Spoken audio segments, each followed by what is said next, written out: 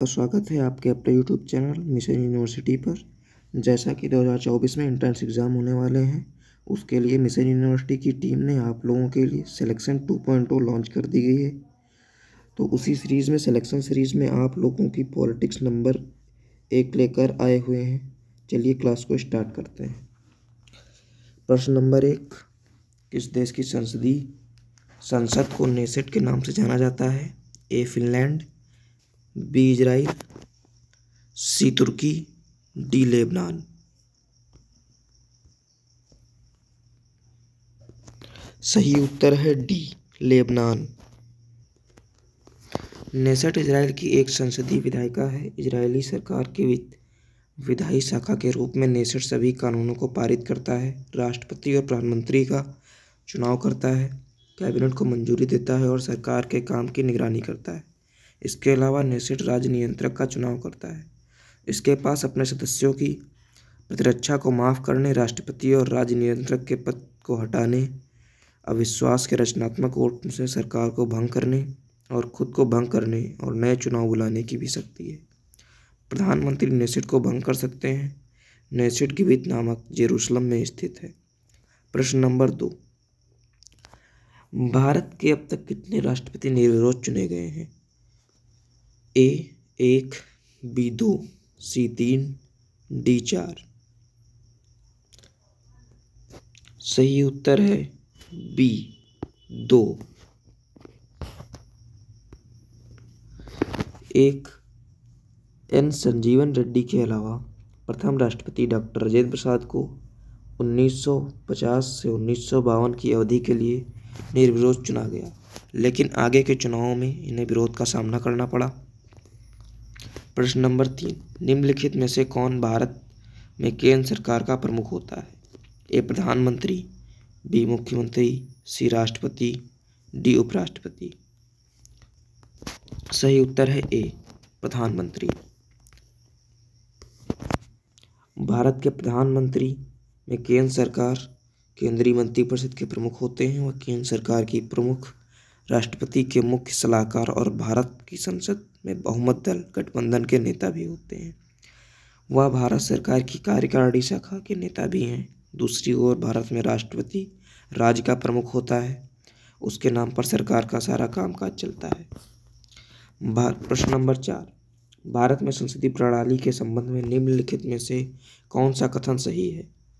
ए कार्यपालिका विधायिका के प्रति उत्तरदायी है, बी विधानमंडल कार्यपालिका के प्रति उत्तरदायी है, सी कार्यपालिका जनता के प्रति उत्तरदायी है, डी कार्यपालिका न्यायपालिका के प्रति उत्तरदायी है।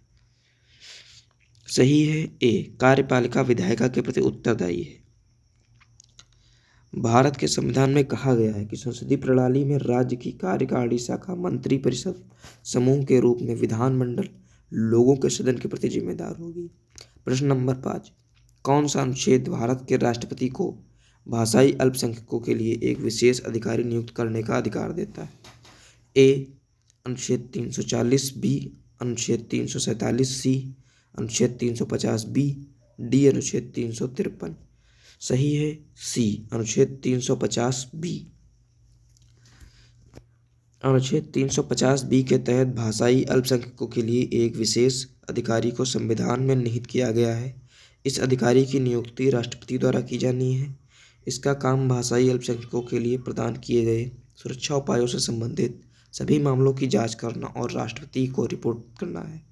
कृपया ध्यान दें कि यह रिपोर्ट भी उन रिपोर्टों में से एक है जो संसद के प्रत्येक सदन के समक्ष रखी जाती है और संबंधित राज्यों की सरकार को भेजी जाती है। प्रश्न नंबर 6, निम्नलिखित में से कौन सा अनुच्छेद भारत के बाहर रहने वाले भारतीय मूल के कुछ व्यक्तियों की नागरिकता के अधिकार से संबंधित है? ए अनुच्छेद 6, बी अनुच्छेद 7, सी अनुच्छेद 8, डी अनुच्छेद 9। सही उत्तर है सी अनुच्छेद 8। अनुच्छेद 8 संविधान के लागू होने के समय भारत के बाहर रहने वाले भारतीय मूल के कुछ व्यक्तियों की नागरिकता के अधिकार से संबंधित है। प्रश्न नंबर 7, 10 अप्रैल 1967 को संविधान 21वें संशोधन विधेयक द्वारा निम्नलिखित में से किस भाषा को 8वीं अनुसूची में शामिल किया गया था? Option A Assamese, B Sindhi, C Gujarati, D Konkani. सही उत्तर है बी सिंधी। संविधान 21वां संशोधन अधिनियम 1967 में 8वीं अनुसूची को सिंधी भाषा को 15वीं भाषा के रूप में शामिल किया गया। प्रश्न नंबर 8, भारत में सबसे अधिक किस प्रकार का आपातकाल लगाया गया है? ए राष्ट्रीय आपातकाल, बी वित्तीय आपातकाल, सी संवैधानिक आपातकाल, डी राजनीतिक आपातकाल। सही उत्तर है सी संवैधानिक आपातकाल। संवैधानिक आपातकाल या अनुच्छेद 356 के तहत राष्ट्रपति शासन के राज्य के राज्यपाल की सिफारिश पर राज्यों पर लगाया जाता है। छत्तीसगढ़ और तेलंगाना को छोड़कर भारत का हर राज्य का किसी न किसी समय आपातकाल की स्थिति में रहा है। प्रश्न नंबर 9, निम्नलिखित में से कौन भारत की लोक सेवा समिति के अध्यक्ष को नामांकित करता है? ए प्रधानमंत्री, बी राष्ट्रपति, सी लोकसभा अध्यक्ष, डी राज्यसभा के अध्यक्ष। सही उत्तर है सी लोकसभा के अध्यक्ष।